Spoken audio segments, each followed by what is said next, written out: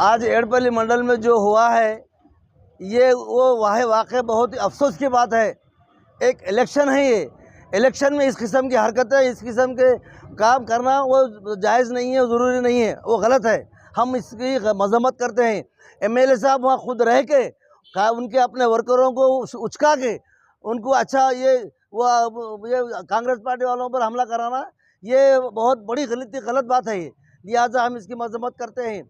और आज अपने बेनिफिट के वास्ते मुसलमानों का नाम लेकर हिंदू मुसलमानों को लड़ाना चाह रहे, मुसलमान बच्चों को, नौजवान बच्चों को साथ लेकर उन लोगों की ज़िंदगी ख़राब करना चाह रहे। हम इसकी भी मज़म्मत करते हैं। और उतना ही नहीं बल्कि शरद रेड्डी साहब को उन्होंने चोर कहा है। एमएलए साहब की ये कहाँ तक इंसाफ की बात है। 9.5 साल उनके अपने साथ रखते हुए शरद रेड्डी एक हीरा है, शरद रेड्डी एक बेहतरीन आदमी है बोल के हज़ारों बार उन्होंने अपने मुँह से कहते हुए आज उनकी पार्टी छोड़ के कांग्रेस पार्टी में शमूलियत हासिल करने के बाद अब ये चोर नजर आ रहे हैं इनको। ये कहाँ तक इंसाफ की बात है। आवाम को जानती है ये बात को कौन क्या है। मैं हम ये डिमांड करते हैं कि ऐसी इस किस्म की हरकतें इलेक्शन में बिल्कुल ठीक नहीं है, कभी भी ठीक नहीं है, लेकिन अब तो बिल्कुल ठीक नहीं है। क्योंकि नौजवान बच्चे आपके साथ हमारे साथ में रहते हैं। अगर हमारी छोटी सी गलती उनकी ज़िंदगी का सवाल पैदा होता है, उनकी ज़िंदगी को का बवाल पा जाता है उनकी ज़िंदगी को। लिहाजा हम इस बात से बिल्कुल सख्त नाराज़ हैं कि हम ऐसी हरकत नहीं होना चाहिए। बस इतना कहते हुए मैं ये केसेस वगैरह और जो भी हैं इनके साथ इंसाफ होना चाहिए और कहीं भी इलेक्शन में ऐसी हरकत नहीं होना चाहिए। मैं पुलिस डिपार्टमेंट से भी दरख्वास्त करता हूँ, बल्कि डिमांड करता हूँ कि गैर ज़रूरी केसेस, इसके पहले भी एमएलए साहब गलती क्या है जो 307 लगाया ये लोगों के ऊपर। खाली वर्क कोई भी पूछ सकता, वर्क क्या है भाई, कोई भी पूछ सकता भाई हमारा ये काम नहीं हुआ, 10 साल से आप गवर्नमेंट में है, एमएलए हैं, हमारा एक राशन कार्ड नहीं बना, हमारे एक पेंशन नहीं मिला, एक डबल बेडरूम नहीं मिला बोल के पूछना ये गलती है क्या? ये पूछते हैं इनके ऊपर केस लगाए थे क्या 307। और 307 पुलिस से भी मैं डिमांड कर रहा हूँ, 307 लगाने के लिए भी क्या होना चाहिए आपको?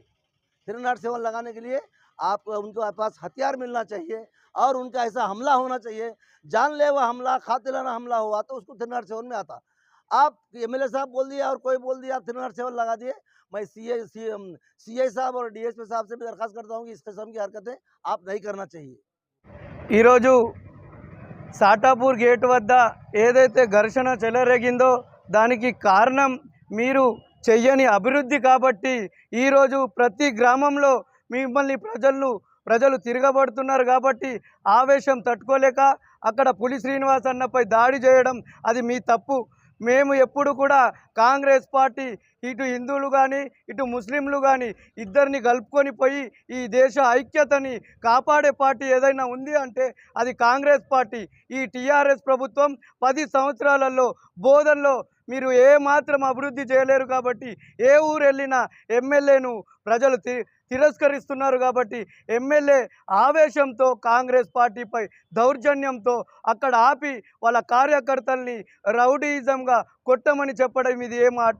అలాగే అక్కడ దాడి చేయడం సిగ్గుచేటు, రేపటి భవిష్యత్తు యువతది పాడు చేస్తున్నారు కాబట్టి ముఖ్యంగా ఎమ్మెల్యే గారికి నేను చెప్తున్నా, ఈరోజు పిల్లలు నీ పక్కన ఉన్నారు, కాంగ్రెస్ పక్కన ఉన్నారు, కానీ మీ ఆవేశాల వల్ల మీ రాజకీయాల వల్ల పిల్లల భవిష్యత్తు పాడవుతుంది. నేను బోధన్ ప్రజలకు చెప్తున్నా, కాంగ్రెస్ పార్టీకి ఓటేసి గెలిపించండి. ఎందుకంటే రాబోయే రోజుల్లో ఈ బోధన్ ప్రశాంతంగా ఉండాలంటే ఎంతైనా కాంగ్రెస్ పార్టీ అవసరం. ఇక్కడ మైనార్టీల పైన గతంలో కూడా 307 కేసు బుక్ చేసిరు. అప్పుడు మైనార్టీలు హిందువులు తెలియదా? అప్పటి ఎమ్మెల్యే మైనార్టీయే కదా, ఇప్పటి ఎమ్మెల్యే కూడా మైనార్టీ. మరి ఇప్పుడు ఎందుకు మా మైనార్టీలను అలా చేస్తున్నారు, ఇలా చేస్తున్నారు? కేవలం ఇది మత రాజకీయాలు రెచ్చగొట్టి ఓట్లను రాబట్టుకోవాలనుకుంటారు. కానీ ఇక్కడ మైనార్టీలు 2 సార్లు గెలిపించి వాళ్ళకు ఏ అభివృద్ధి జరగలేదు కాబట్టి కాంగ్రెస్ పార్టీ వస్తే ఖచ్చితంగా మైనార్టీలు అలాగే హిందువులకు సమాన న్యాయం చేస్తుందన్న నమ్మకం ప్రజల్లో అటు మైనార్టీల్లో ఉంది కాబట్టి అసహనాన్ని టీఆర్ఎస్ ఎమ్మెల్యేపై కక్కడం జరుగుతుంది. దాన్ని మనసులో ఉంచుకొని ఎలాగైనా రాజకీయ లబ్ధి కోసం వాడుతున్నారు. మీ లబ్ధి కోసం ప్రజల జీవితాలను పాడు చేయొద్దని నేను మా బోధన్ ఎమ్మెల్యే గారిని కోరుతున్నా. అలాగే ఇక్కడ శరత్ అన్న అక్కడ ఉండడం అది కాంగ్రెస్ పార్టీ నైజాం శాంతింపజేయడం కోసం ఆయన అక్కడ రావచ్చు, కానీ ఆ గొడవల్లో లేడు. కానీ శరత్ అన్న పేరును తీసుకొని కేవలం ఆయన పైన కక్షపూరితమైన కుట్రలు చేయాలన్న ఒక నేపథ్యంలో ఏవో మాటలు మాట్లాడుతున్నారు. ఇది మంచి పద్ధతి కాదు. ఎమ్మెల్యే గారు, మీరు ఒక హోదాలో ఉన్నారు. ఈ బోధన్ యువతని కానీ ప్రజలను కానీ కాపాడాల్సిన బాధ్యత మీది. కానీ మీ రాజకీయం కోసం ప్రజలను మతాలను వాడుకోవద్దని నేను విజ్ఞప్తి చేస్తున్నా. అలాగే రాబోయే రోజుల్లో యువత మైనార్టీ మన బోధనలో ప్రశాంతంగా ఉండాలంటే ఈసారి ఖచ్చితంగా కాంగ్రెస్ పార్టీ అధికారంలోకి రావాలి. గతంలో వైఎస్ రాజశేఖర్ రెడ్డి గారు, మాజీ మంత్రి సుదర్శన్ రెడ్డి గారు ఎలా అయితే కలుపుకొని తీసుకెళ్లారో అలాంటి రాజ్యం రాబోతుంది, ఖచ్చితంగా వస్తుందని కోరుకుంటున్నా. జై कांग्रेस। मेरा नाम सैयद हुसैन है और आज हम 12:30 बजे बोधन रक्कासपेट में मीटिंग अटेंड कर रहे थे। मीटिंग अटेंड करके शरत रेड्डियाना के साथ तकरीबन माइनॉरिटीज़ मिलके मीटिंग रक्कासपेट में बड़ी मस्जिद के पास अटेंड करे 12:30 बजे। और 12:30 बजे मीटिंग अटेंड करके हम लोग बोधन रोड पे ढाबे पे सब जाके खाना खाएंगे बोल के निकले। वहाँ से फ़ोन आया कि कांग्रेस कार्यकर्ता को मारे बहुत बोल। तो हम लोग 2 गाड़ियाँ में हम लोग साथ में थे। मैं खुद शरत रेड्डियाना के साथ में था। मैं इसलिए बोलना मुनासिब समझ रहा हूँ क्योंकि इसको जो झूठी अफवाहें करके इसको जो चेंज कर रहे, ये सरासर गलत है, ये नाइंसाफ़ी है। लड़ेंगे तो हक पे लड़ेंगे, काम की बुनियाद पे लड़ेंगे और काम दिखा के लड़ेंगे, लेकिन हिंदू मुसलमान करके ये करना ये गलत है। और शरत रेड्डियाना के साथ मैं खुद साटापुर गेट पे उतरने के बाद वहाँ बहस चल रही थी। 4 से 5 कांस्टेबल आए। आने के बाद हम लोग वहाँ देख के बोले चलो ये यहाँ के इनका मसला है, नको इशू बढ़ता बोल के ऑलरेडी हम लोग शरत अन्ना को लेके कम से कम 20 से 25 माइनॉरिटी उनके साथ थे क्या। उसके बाद हम शरत अन्ना को लेके रिटर्न आ गए। रिटर्न आने के बाद में अब जो लोग जो उसको अफवाह उड़ा रहे हैं कि यहाँ पे बीजेपी और कांग्रेस मिल के कार्यकर्ता को मारे, एडपल्ली साटापुर गेट पे हिंदुआ भी है, मुसलमाना भी है और ये हथियार लाए, शराब लाए बोल के बोल रही है, सरासर गलत है।